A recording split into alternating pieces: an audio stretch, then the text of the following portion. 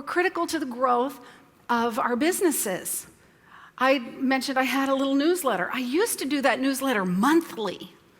And it was a good newsletter. I mean, it took me a day to write it. I had an original 2,500-word article in there. I did tips. I did polls.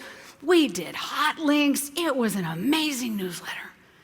And a day out of my life, once a month, would go into the production of that newsletter. And about 2 years ago, I got the flu. And I rarely get sick, but I was out. I was down. And I told my staff, I just can't do it. I just can't do it this month. We're going to have to skip this month's newsletter. I know. We're going to hear it wailing and gnashing of teeth. Laura, where's your newsletter? I didn't get your newsletter. Guess how many people noticed? 3 out of a 30,000 person distribution.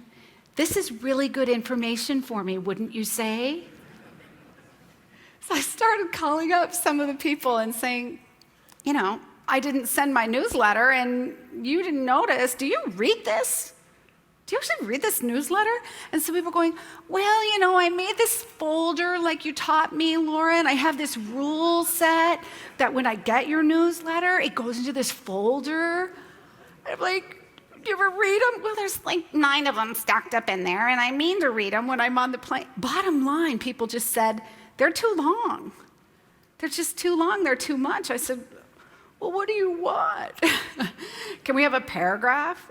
Seriously, right? And so now it takes me about 20 minutes once a week to write this instead of 1 day a month. That's better, right? That's better. And I think we just continue to provide these services and all that without really understanding, is this even meeting the client need? Does my customer even really value this?